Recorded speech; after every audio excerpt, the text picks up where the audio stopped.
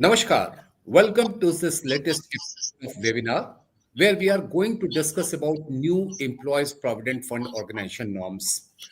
There are a lot of questions on that. Uh, Everybody has some doubts on in his mind that how this is going to work. While some people have some kind of positive reaction, they have given some positive reaction, but many of the people have also some negative reaction on that. So, to talk about all those things and to take your questions, we will have three eminent panelists here. We have Mr. Rajneesh Singh, he is CEO, Simply Group.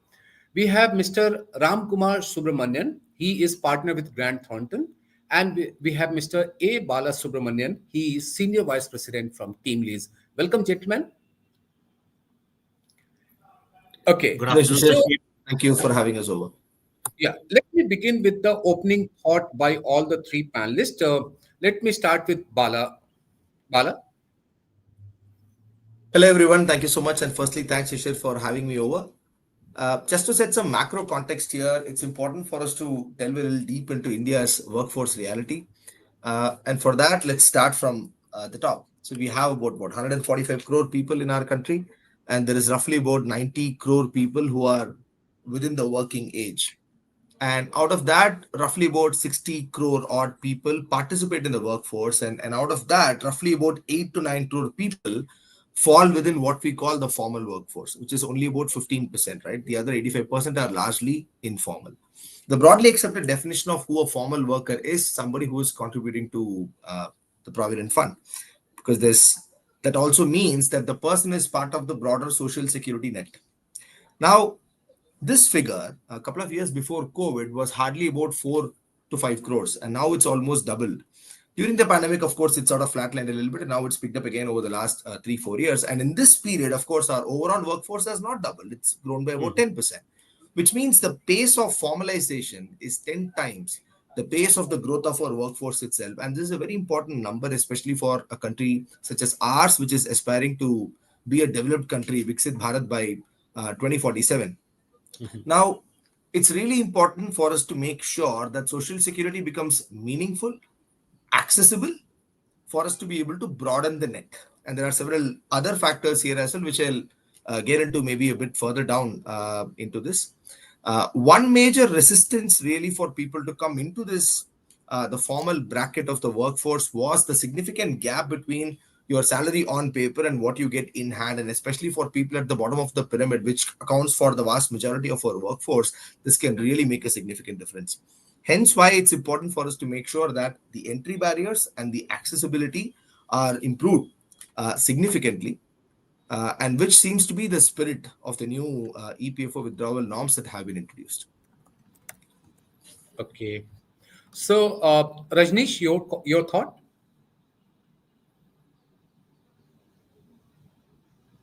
Please unmute yourself, Rajneesh. Please unmute yourself. Yeah, can you hear me now? Yeah, please. Yeah.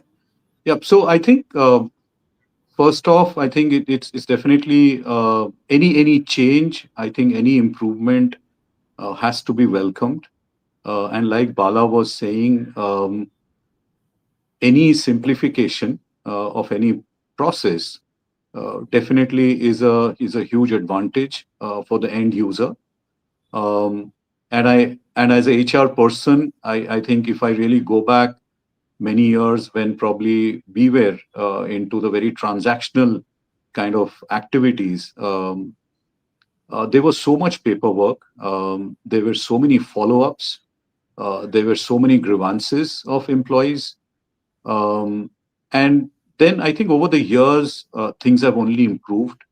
And I see this as a welcome step towards further streamlining of things, which I'm sure with the way we are going towards embracing the digital way of working in our life, I think this is another add-on to that, particularly more so when an employee's a portion of their salary goes into this fund, and therefore any salary that gets touched upon anywhere, globally speaking, any employee becomes very, very mindful as to where is it safe, and of course, when do I get to use it if I were to use it, From whatever I can read so far and understand, definitely, like I said, this is simplification from not only the whole withdrawal mechanism which has come in, also ensuring that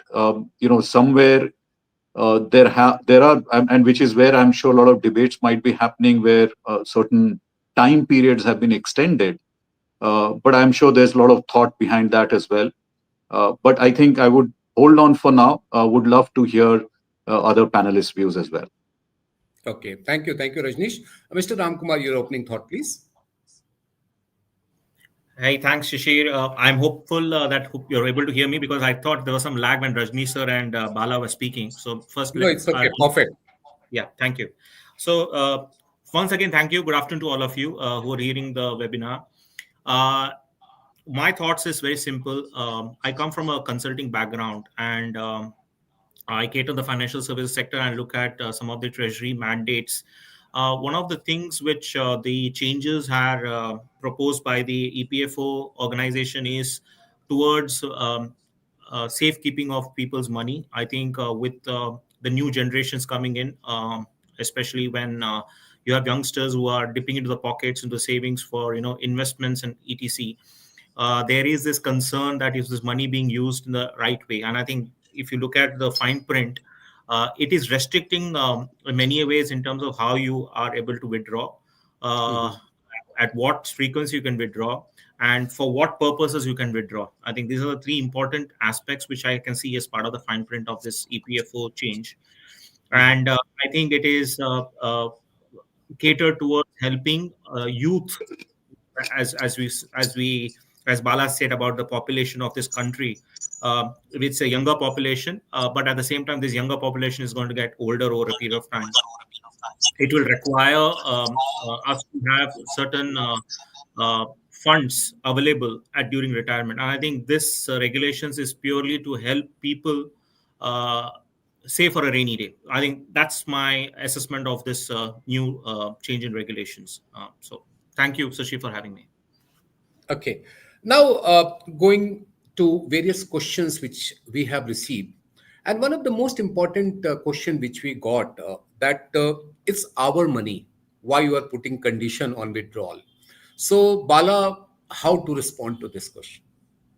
Well, of course, it's people's money. There is no question about it. But the government also has a responsibility to ensuring that good financial habits and some prudence is also practiced among the people. I think I'll just want to pick up on what Mr. Ramkumar beautifully said, is that we are not, it doesn't really show up in the demography right now, but we'll become a very aging population very soon, right? Let's just take a step back.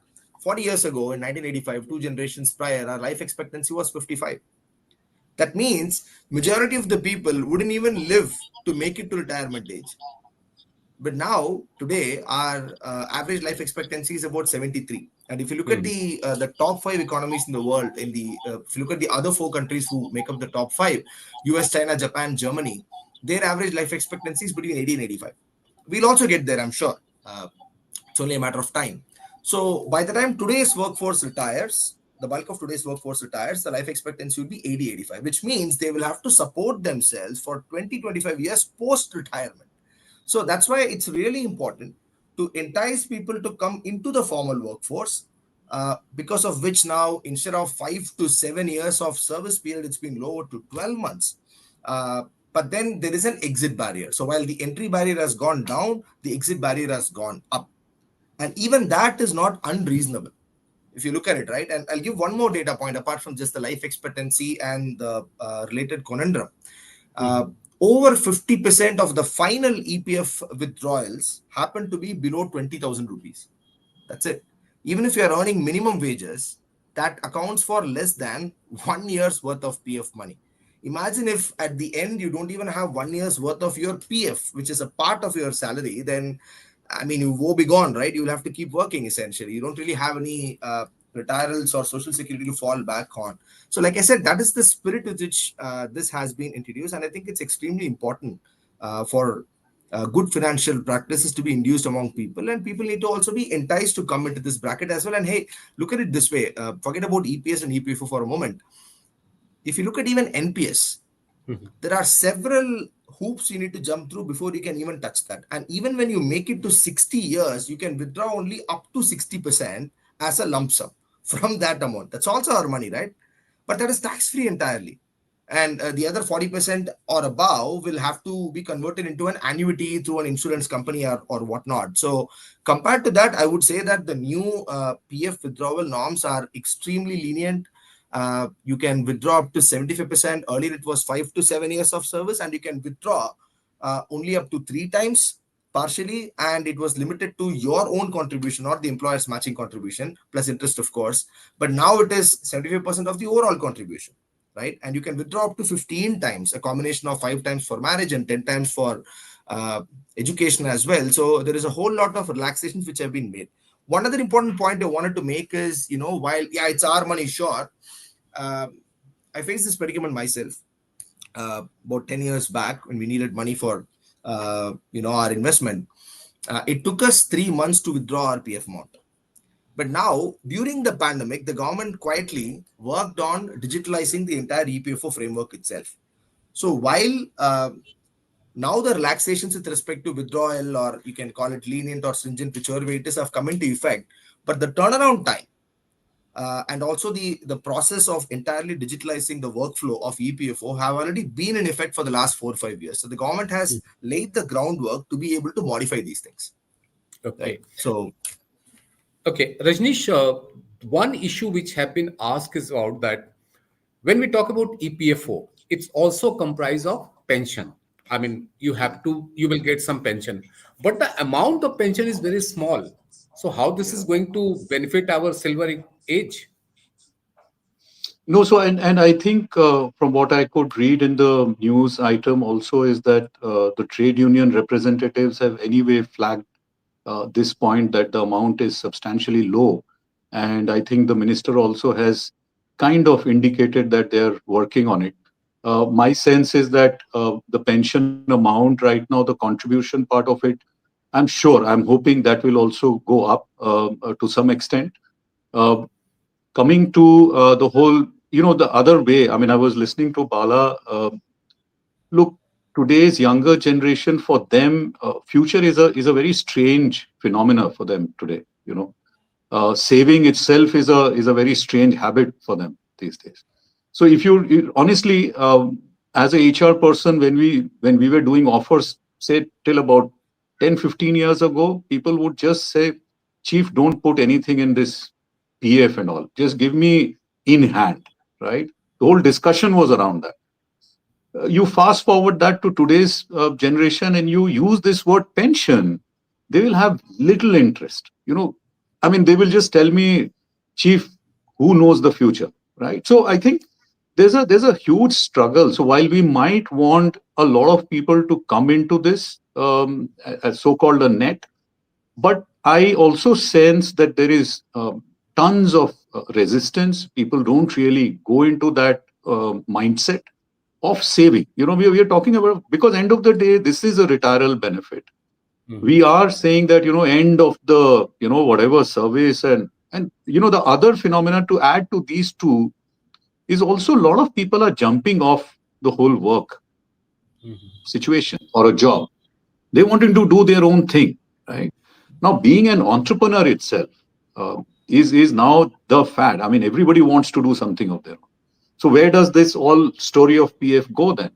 Honestly, if you really ask me, as a radical thought would be, amongst the 13 reasons that have been shrunk into 3, if I were to promote entrepreneurship in this country, in the third one, which is so you got a essential need, you got, I think, health, then you got the last one, which is special requirements.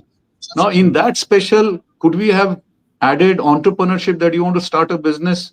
Please go ahead and withdraw a certain amount of money. We got to be playing around. And look, all of us know our country has the youngest working population.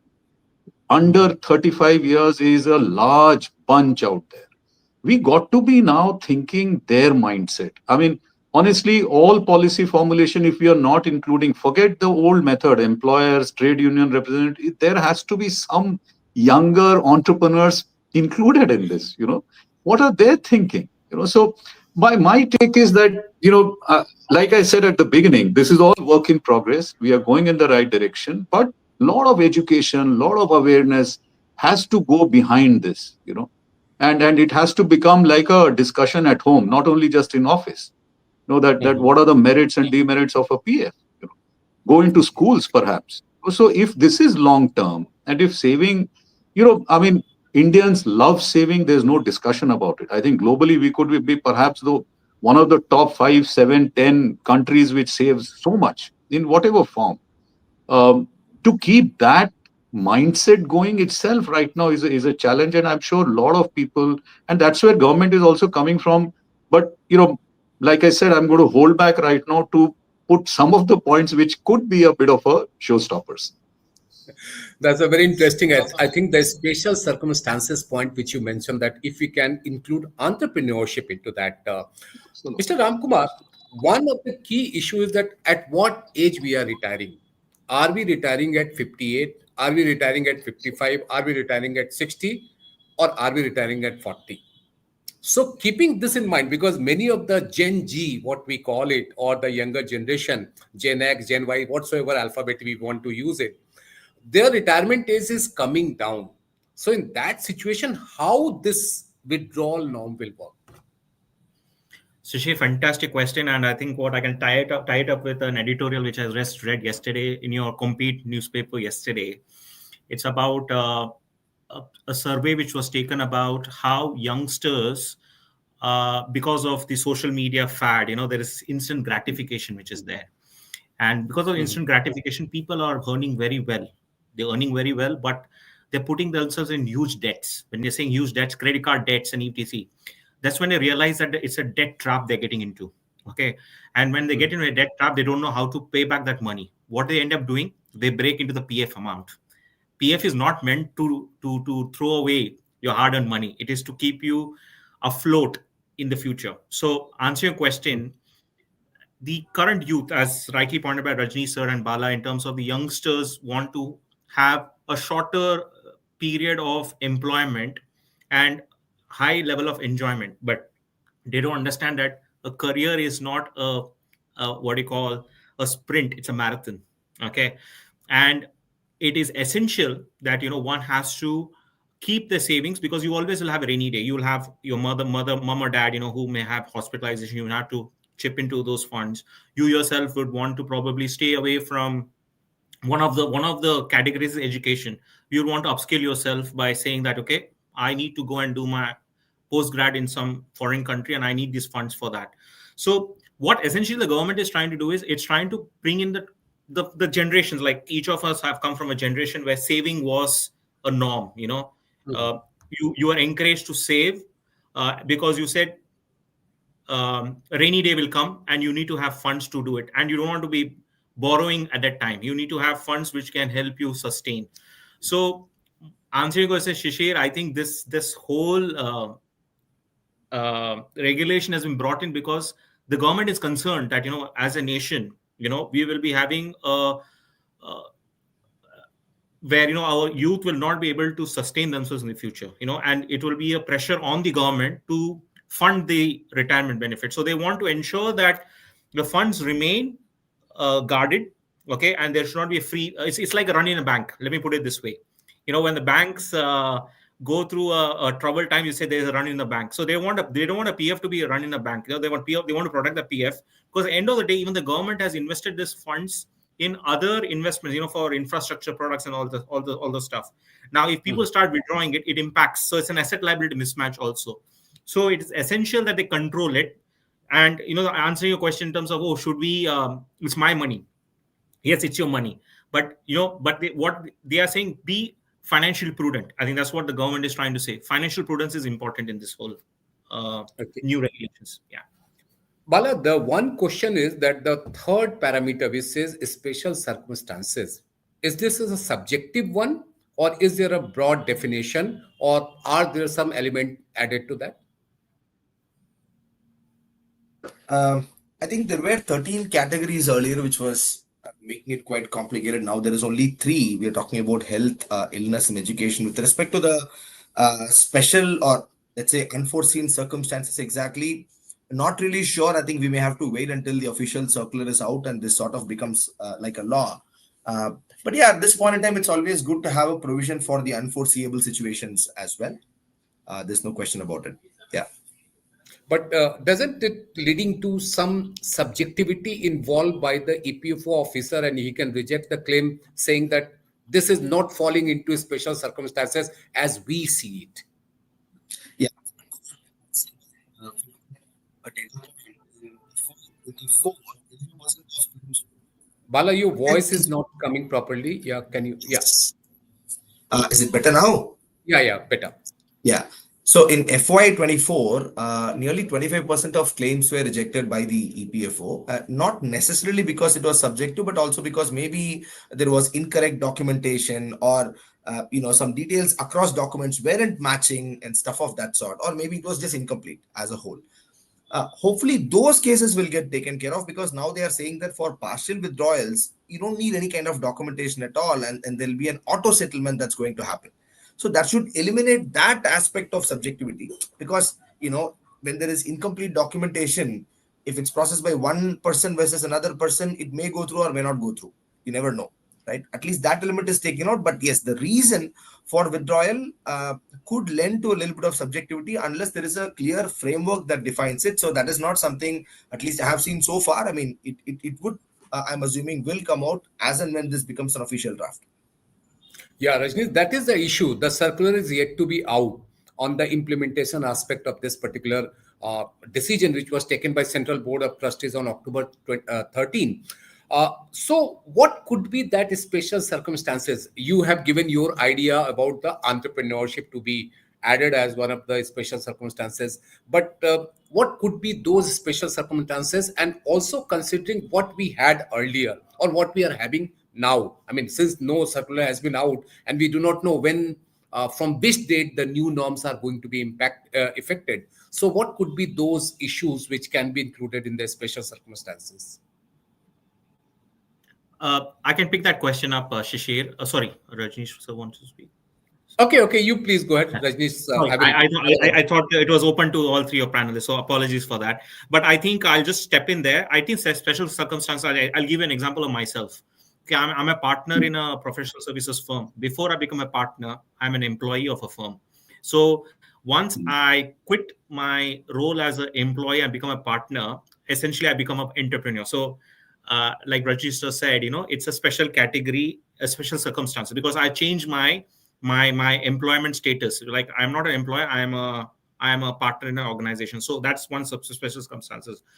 I also believe that the 13 categories, I think it was getting very difficult for someone to say beyond these 13 categories, which category I fall under. And as you rightly stated, the EPFO office, some offices are lenient, some others are not, because I have been through the whole journey where I was fortunately was part of the EPFO office of 3 different regions in this country. And I could find that the Bangalore was the most stringent one. For some reason, everything got rejected. And then I go to Bombay. I think probably it's in a Bombay thing coming out that I'd say the Bombay office was always very user friendly. They used to at least cater, and they used to at least give a reason, and they would at least come up with a reason for why you're withdrawing, or why, or they'll give me a kind of a solution to the problem. The other regions are not that friendly. And I think the 13 categories, they just wanted to create the special circumstance so that by case basis, it is easy for the user to basically convince the authorities that this is a special circumstance for me. They don't want to keep it like a thumb rule, and they wanted to be like the subjectivity will also create an openness for the EPF office, because you and I know sarkari log ek bolte hain na hum ऐसे ही चलेंगे, and if it is left or right, नहीं, आपको यही करना है. So to avoid that, special circumstances has been brought, is my viewpoint, because I was thinking, what is the special circumstances? That's when I realized, probably because every circumstance, every person may be different. It could be that essential. So for example, flooding, you have a flood, your house is destroyed, you don't have insurance cover, you need a PF to basically to cater for your damages. I'm just giving an example. That's a special circumstances. It can be essential also. It can be special circumstance also. So as Bala said, once a fine print comes, probably they will give us examples of special circumstances. But this is my assessment of what special circumstances is, basically. Rajnish, your take. Then I will take another question. So no. So here, from whatever I could understand, I think what the body has done is that they've kind of clubbed out of the 13, they've picked up 9, and they have put about 3 in each of them.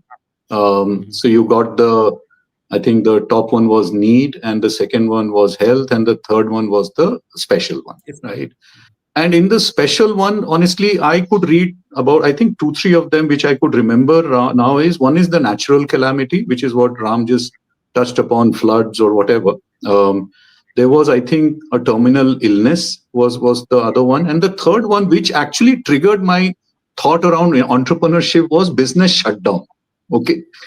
So when you're provisioning for a business shutdown, why wouldn't you not provision for business startup? I mean, I just flipped that whole circumstances. That a special circumstance can also be in such a positive way of looking at things. Why would I look at it just as a shutdown thing? Why not look at startup? So I think, and like all of you are mentioning, I'm sure that there's work around these special circumstances. Look, end of the day, if we are going digital, the more transparency that is there in the whole system, it will be best. I mean, for a subscriber to be still guessing what is this special circumstances will be disaster, honestly. So I think, the moment you go tech, the moment you go digital, then you're talking transparency. There, you can't have room for grayness and, मैं आपको बताऊंगा, phone करिए, घर पे मिलिए, dinner pe miliye. Those are our era times. These times, this is not going to work. So I think if we are on the path of digitalizing everything, making it all open, accessible, Bala said immediate, no questions asked. I mean, this is a delight. But within that, if you start bringing in some, small stars at the top, terms and conditions apply, then you have a problem. Then people will start questioning the whole thing. Okay, so there is a hidden agenda behind this. Those are some of my thoughts. Okay, in fact, I just read what the press release said. Earlier, under special circumstances, the member was required to clarify the reasons for partial withdrawal with natural calamity, lockouts, closure of the establishment, continuous unemployment, outbreak of epidemic. This often led to rejection of claims and consequent grievances. Now, the members can apply without assigning any region under this category. That is what the press release say. That is why, I mean, the whole issue, the questions which I'm getting is that what is the special circumstances? It may be something for me, it may be something for Rajnish, it may be something for Bala, maybe something for Ramkumar. So that is a real issue, and we know how this system works. Anyway, Bala, another question is that the confusion is about 75% of the eligible fund. That eligible fund, people are asking that it is giving a different kind of impression, because initially you said you can withdraw 100%. Now you are saying 75% of the total, 100% of the eligible, 75% of the total. How to find what is eligible and what is the total one? Bala, this is question. Yeah, no, I think my understanding is that it is 75% of the amount accrued so far, which includes the employer contribution also, immediately upon completion of 12 months of service. Earlier, like I said, it used to range from 5 to 7 years, depending on the category, and you could withdraw your own contribution plus interest, which is 50% essentially. Right now, it is 75%. And they are saying that, like I was saying earlier, your exit barrier has now gone up. Even if you are unemployed, it's not just about 2 months. You'll have to wait 12 months for EPF and 36 months for EPS, and rightly so. And the reason is because, look at it this way, Shishir, see, I spoke about all those numbers in the beginning. We have about 1 crore gig workers in the country, organized gig workers in the country. Pretty much all farm hands in India are gig workers, right? let's not count them. I'm talking about the organized gig slash platform workers who typically work for e-commerce companies as a, let's say, cab driver or as a delivery partner and so on and so forth. No, they are not under the formal bucket just yet. It was announced, though, as part of the draft labor codes 2020, that gig and platform workers should also be brought under the purview of social security. It's not yet become law, but hopefully it should very soon. This is a great opportunity to bring them also into this fold, because what will happen is, let's say, a person is unemployed but becomes a gig worker for 3-4 months or so, and as per the earlier norms he wants to withdraw his full PF. Would you let him do it? Because as per EPFO tracking, at least he is unemployed, but he's not actually unemployed. He's been a gig worker for 4 months, but he has crossed the 2-month threshold. Will you let him withdraw? Should you let him withdraw is the important question. You shouldn't, right? Okay. So that's the point here. And like I was saying earlier as well, it's important to note that we have journeyed from 93% informal work to 85% informal work. It is still 85%. So just because people move in and out of the formal and informal workforce doesn't mean that you let them withdraw their entire PF and blow their future. Yeah. So it's going to be a long and painful journey for us to be a majority formal workforce. It's probably going to take us all the way up to 2047, hopefully not longer. But until then, yeah, we will have to have some stringent exit norms so that people's future is at least insured in part. So that's my humble submission. Okay. So, Bala, if I can understand correctly, when the question was about the eligible fund definition, that means employer and the employee contribution plus interest accrued to that. That will be the amount which you can withdraw 3/4 of that, and remaining 25% is to be continue to be invested in the EPFO. Yes. That's the position. Yeah, Yes. that means there is one question is about that my firm is having less than 10 workers. Do I need to get enrolled under EPFO? Voluntarily you can, no mandatorily. Am I right? Rajneesh, please unmute yourself. Look, Shishir, anybody wanting to go beyond the law and doing things is always welcome, right? People who cut or do, kind of shy away or do some hanky-panky around law is always up for a suspect. But yes, a 10-member employee base is a very, that's been there for a long time. That's a starting point for a PF thing. But anybody wanting to start early is a welcome thing. There's no doubt about it. But I would like to touch upon, while we are talking about the employee base, look at also how the employee demography is also changing. And Bala touched upon it a bit. And this was the point I wanted to bring up. The more I see, I worked in Eicher Motors and long time back, automobiles. That time, if say the employee base was about 500, 600 people, we had about regular folks would be about almost a 50-50, right? Probably a 60-40. 60 would be permanent, regular roles, everybody enjoying every benefit possible, right? PF, ESI, you name it.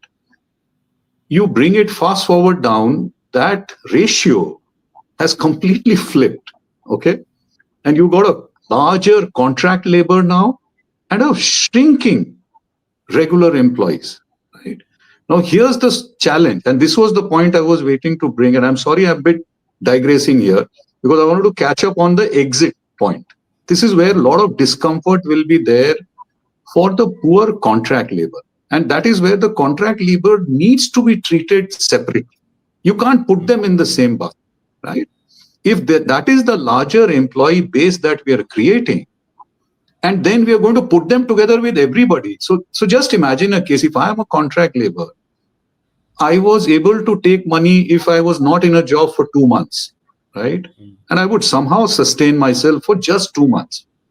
Today, the news is you got to sustain yourself for 12 months. Boss, not on. That's not good news, at least for me. So for a regular person on the job, decent salary, you can park off your money in XYZ investments and all, different story. That's not what we are talking here about. I think the major discomfort or comfort on these extension of time periods, which is what I mentioned at the beginning, there will be a pushback.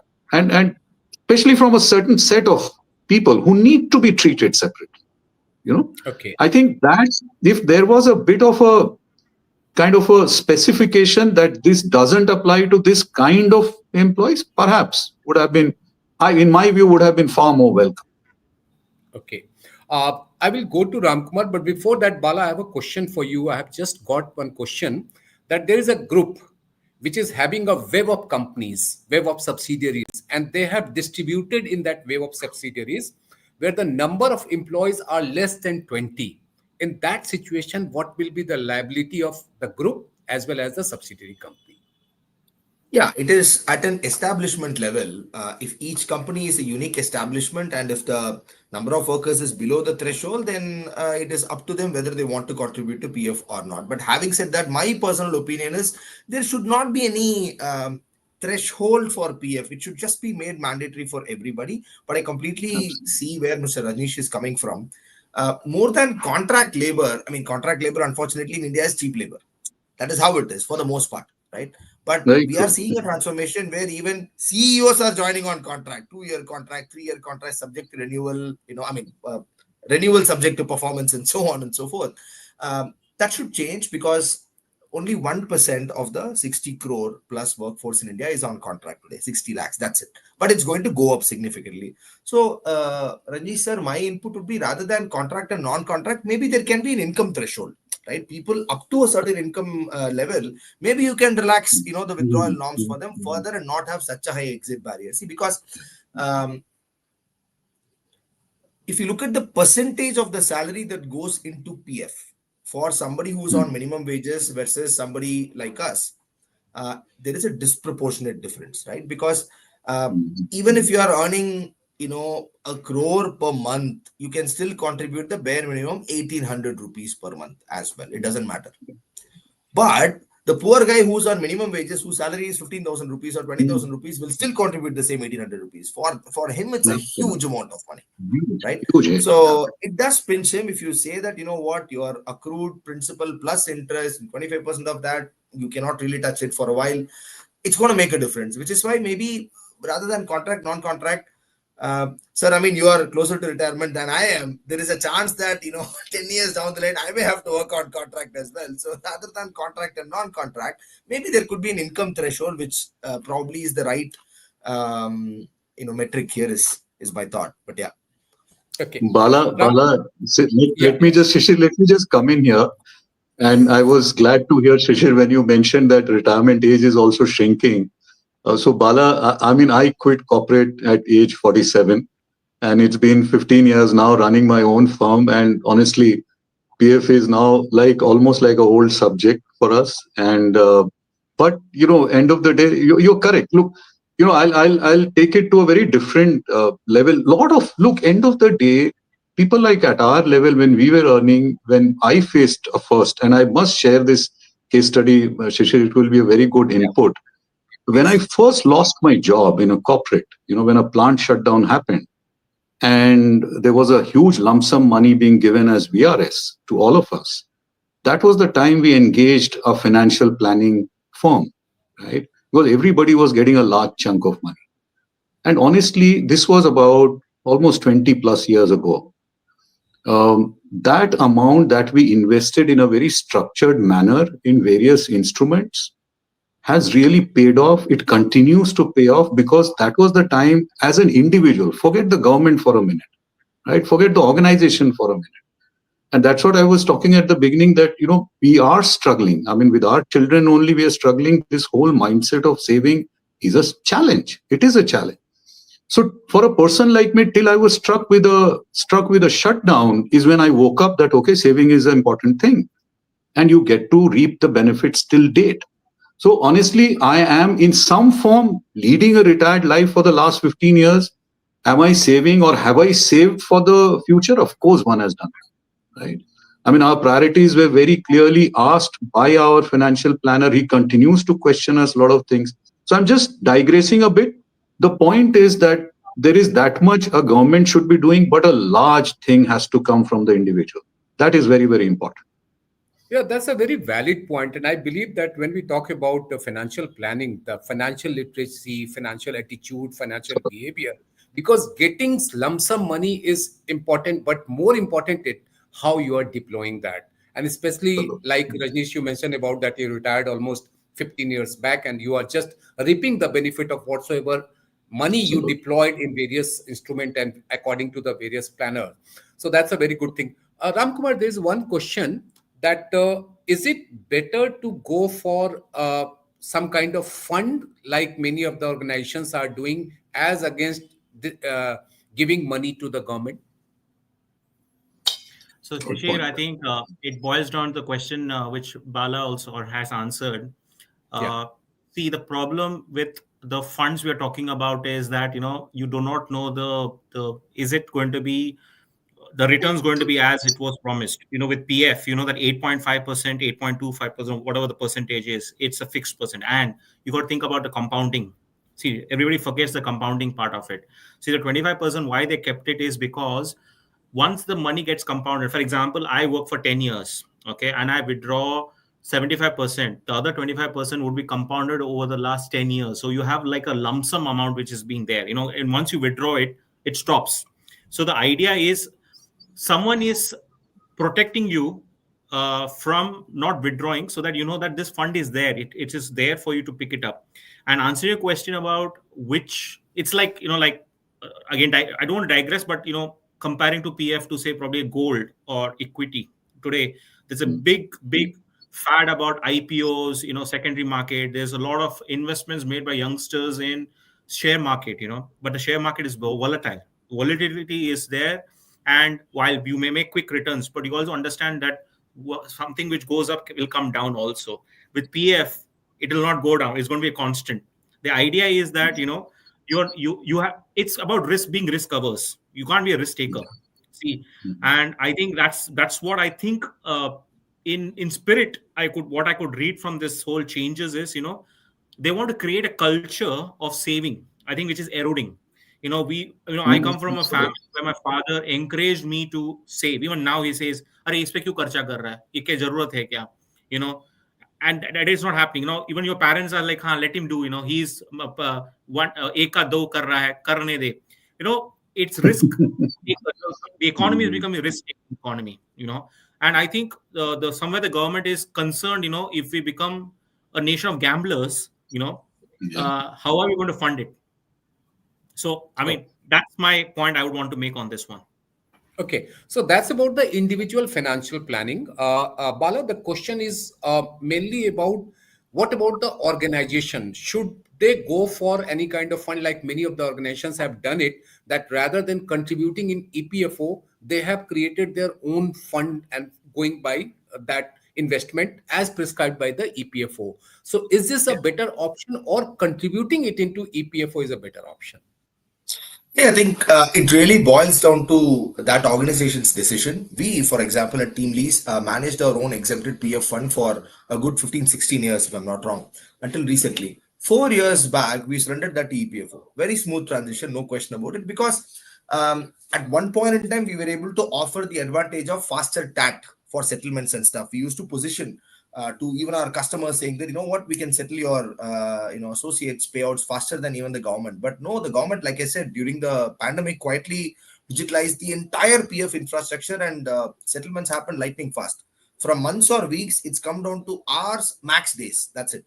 It's very difficult to match that. Also, to the point Mr. Ramkumar is making, to be able to consistently offer 8.5% returns every year like clockwork, unless you manage an incredibly large corpus with millions of people coming in every year, right? It becomes very difficult to match those kind of returns, because you have to follow certain investment norms. You can't just put that money anywhere, right? So, and of course, we are even now one of the largest PF contributors in the country, both in terms of unique records and also in terms of the value of the corpus as well. But I think it just boils down to each organization's, subjective opinions on this. But I would say that the government is now, like I said, significantly different from how things were, say, 5 or 6 years back.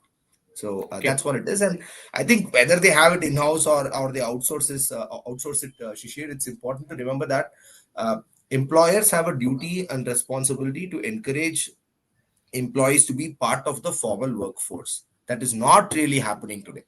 Unfortunately, a very big chunk of companies are encouraging companies to join us informal workers because they tell them, hey, you know what, I promise you 15K, you will get 15K in hand, right? हाथ वाली और छिट्टी वाली salary के बीच का कोई फर्क नहीं होगा. They offer that as an upside. It's a significant downside. And people don't talk about ESI because EPFO is the flavor of the new norms, right? ESI offers unlimited health benefits for self plus 7 dependents in the family. How many people know that? For a mere 4% contribution to people who are earning below 21,000 rupees per month, which is the bulk of the workforce in this country. Name one insurance company who can offer you something even close to that. There's no one. Only the government can do it. So That's what true. happens in a situation where the employer kept this guy out of the formal workforce, and there is, God forbid, a medical emergency for himself or one of his family members, he has to go with the begging bowl to the same employer because of whom he had to go with the begging bowl in the first place, seeking alms from that guy. And out of the generosity and the money he has saved by not contributing to PF or ESA over the last several years, he gives some 10K, 15K, 20K, etc. And usko Bhagwan manta hai. Oh, the irony of the situation. How do I even describe this, right? I mean, even if it cost lakhs of rupees, Huck say this guy could have just gone to a ESI hospital, shown his digital ID card, and gotten cashless treatment without any limit. वो उसका हक है ना, it's been taken away from this guy. Likewise, within PF also, this is something nobody has spoken about. There is something called EDLI within PF. You pay 1% over and above the 12 and 12% of own and employer contribution. 0.5% of that 1% goes to something called employee deposit linked insurance. It's like a term life policy. Over a certain tenure of contribution, the corpus can build up to not a corpus exactly, but the amount that should something happen to the beneficiary, God forbid, and the dependents, the family members will get up to 7 lakhs. Now, 7 lakhs, again, put some perspective. If you want to be in the top 10% of the income earners in India, all you need to do is to earn about 3 lakh rupees. That's it. 7 lakh rupees. Okay. Yeah. So 7 lakh rupees as a one-time settlement, as a sort of a term life policy, you can say, going to the family members is a godsend. Nobody's talking about that, right? Forget about, just the PF and the interest and your retirement benefit and all that. What about a term life policy? How many of these people even know that there is something called as a term life policy in this country? They don't, but they'll get this money. And we facilitated this for a lot of people. I mean, it's not a number to brag about because it also means those many people have passed away, but life happens.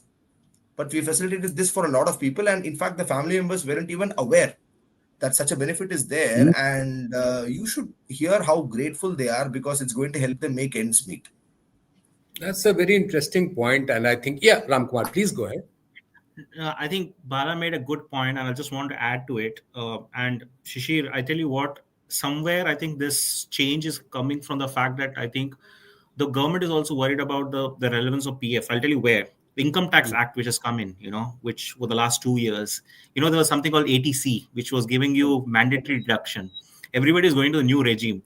So what has happened is that the government is told तुम लोग को extra पैसा तुम देखो कैसे तुम इसका returns कर सकते हो. But what's happened is that people are saying PF में क्यों डालो? Now that's why the government is saying, boss, if the PF funds are not continued, it's going to have an existential crisis. So they want to stop the existential crisis and want to ensure that PF continues in the same vein it has been over the past 3-4 years. Because with the new Income Tax Act coming in, with the fact that the ATCs, ATDs, ATTEs going away, people will say, मेरे को तो tax का benefit नहीं मिल रहा है. Anyway, I'm paying lesser tax. मैं क्यों दूँ उसमें? So the people will say that I use these funds for my own gratification. They said, no, this is not for gratification. This is for your future. It's when you retire. You need to have some money. If you don't think about it now, you can't think about it when you're retiring. So I think somewhere, I thought I'll bring this curveball also, that the government in one way has said you have more disposable income. People are saying, if this is my disposable, I will spend it the way I want it. But at the same time, the government is also worried that if we leave it to the people, we will be the exchequer will have to cater for the retirement benefit. They don't want that. They said rather you keep this PF and we'll hold on to it. We are not taking it away from you. You're keeping it for you. Fair point made by Rajneesh sir about the lower strata income earners, that they need to be catered for. But my bigger picture, I think, here is because the PF framework itself is an existential crisis right now, and that is the reason I believe that these changes have been put forward by the government and the quasi government authorities. Basically, I just thought Okay. I'll chip in with that Bala's point. Yeah. Yeah, thank you. Very valid point. In fact, both Bala and Ramkumar, you both have given a very valid point. In fact, the deposit insurance is something which people have very limited idea that just contributing point 0.5 on your pocket and point 0.5 from the government, I mean, from the employer, that one person can add to rupees 7 lakh, which is not a small amount. Rajneesh, one question is that is interest a subsidy? That's something. Is interest paid on EPFO a subsidy? That's an interesting point. Okay. I never gave it such a thought. I think I would leave it for Bala to comment on that. But yeah, I mean, look, the more we are talking about it, that, such a steady interest you're not getting from anywhere, I heard out Ram as well talk about it. So somewhere there is a strong benefit out there to the subscriber very clearly, that at a X fixed rate of interest, your money is being kept and it's growing. Whether you give it a name of a subsidy, I think up for discussion, but I think I would call it rather a benefit and probably a hook, I would say. Like we talk about in talent retention, that, what are the hooks that you're giving to the individual to stay in a job. I think that 8.25% is a typical hook that has been used for the person to somehow stay and understand the value that gets created end of the day. The other, I think, slightly off the point is also the whole 25%, which is again I'm sure there'll be a lot of pushback on holding back that 25% itself. Yesterday it was 100%. I could take off the entire money. Today you have suddenly, sorry, one second.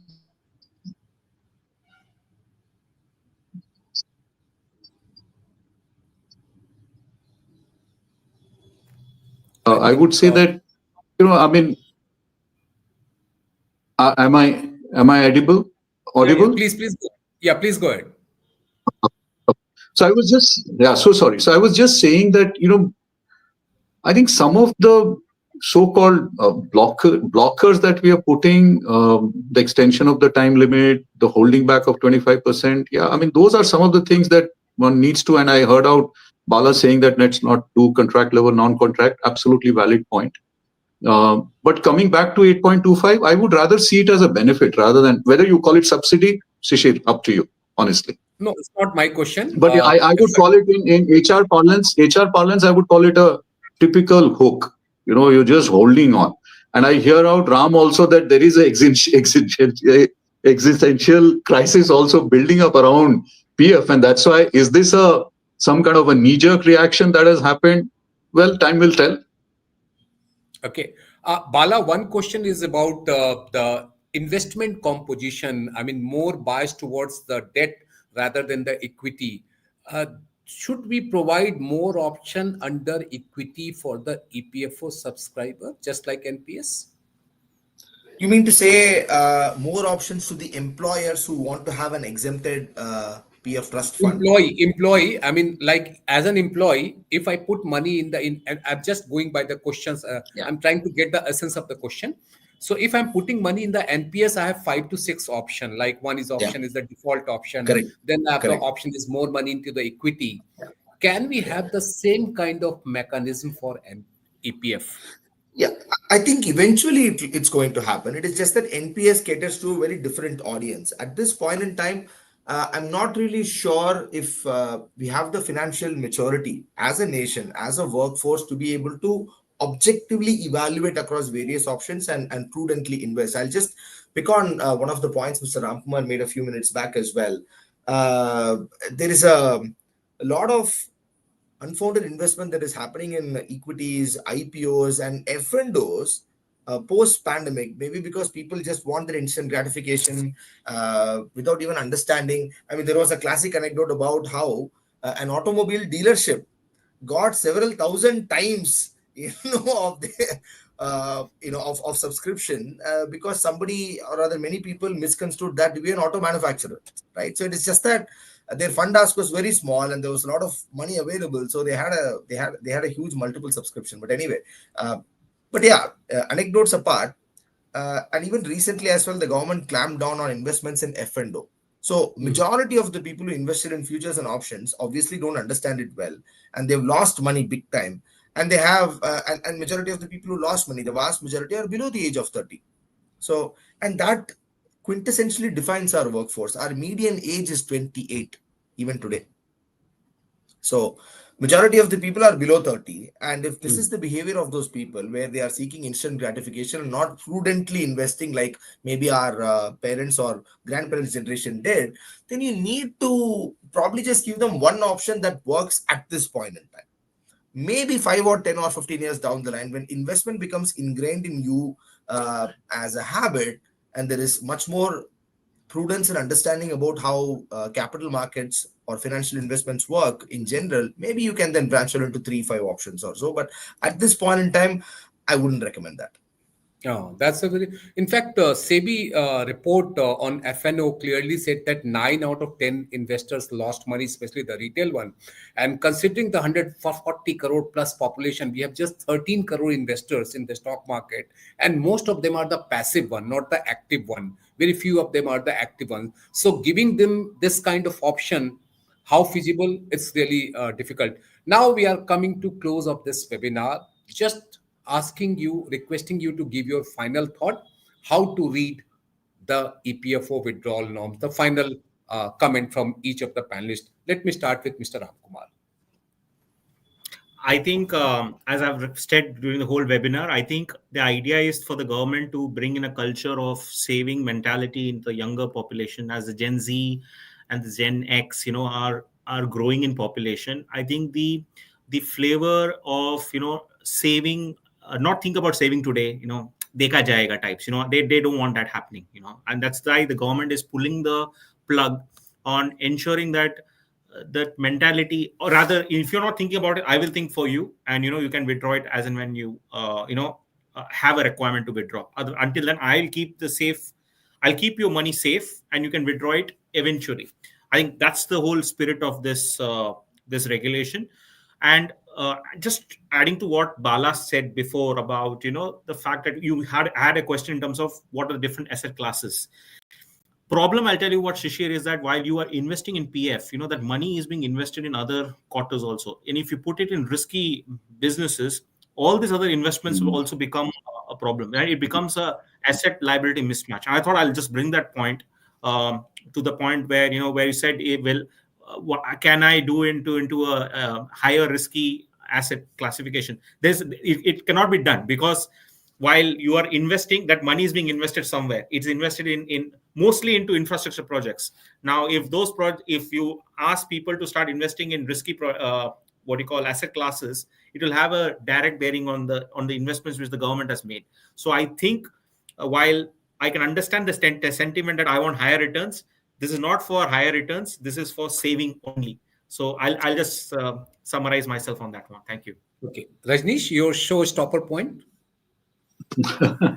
No, I think been a very, very interesting discussion, and picking up even Bala made and I wanted to touch upon that. Even a thing like ESI, for example. I mean, we have a huge scheme where the infrastructure and ESI could have been far more developed, and then people would have definitely made utilization of that. That is a small point, but I think overall, if I look at it, which is where I started, was that a lot of awareness, education, even a thing like Bala touched upon EDLI, for example. Hardly people talk about EDLI, right? But it's such a critical point. It might sound very small, tiny, but there is a build up to it. I think so. The more we talk about these things, and sadly, that's where, again, today's youth, that is what we are struggling with. In each home, all of us, I'm sure on this panel also, there is a little story going out there. How do you make them understand that this is so critical and that you got to save it for a rainy day? Forget retirement. Honestly, Shishir, I'm not even discussing the word retirement and pension here. Forget it. This generation, like we have been hearing, instant gratification is living on a month on month, honestly, right? So I think we've got a huge task. So while we might be trying to regulate, in an environment which is wanting more freedom, flexibility, it's a very catch-22 situation actually. Okay, Bala, final word. Yeah, so I mean, we are a dopamine fueled youth at least. We spend over 4 hours on an average every day on social media, apparently. And the average goes up significantly if you look at the below 30 age group. So, and dopamine is nothing but instant gratification. We want the same with our money as well, with interest or without interest. It doesn't matter. It's my money, my huck. Let me take decisions with that and all that. But yes, at least it's good that the entry barrier and accessibility have been both lowered and made better, respectively. So you don't have to wait 5-7 years to access this. So hopefully a lot more people will come into the formal workforce, and employers have to actively promote this by talking about the merits of delayed gratification. It's a virtue, it's a skill you need to develop. It is not just a statement, it's a life practice, something which I think our parents and maybe grandparents really excelled at, because they've actually seen real wars and real calamities, and this generation doesn't know it. Each generation unfortunately thinks that their situation is uniquely difficult and it's the toughest. It's not. Right? We are infinitely better than how our parents, our grandparents, our great grandparents were. There is no question about it. So I think, like I said, the spirit of this is to lower entry barriers, raise exit barriers, and inculcate saving as a habit, as a way of life. And it's definitely in the right direction. This might get tweaked a little bit here and there, as most things get, which is okay. But directionally, I think this is exactly where it should be. And employers and employees both should advocate strongly for this. And Thank gig you. workforce Thank should you also very be brought in. Sorry. Yeah. Thank you. Thank you very Yeah. much, Mr. Ram Kumar, Mr. Rajneesh, and Mr. Balasubramaniam, for taking Thank you. out your valuable time and sharing your thought on that. So thank you very much, and namaskar. Thank you, Shashi. Thank you. Thank you so much, everybody. Bye. Thank you so much.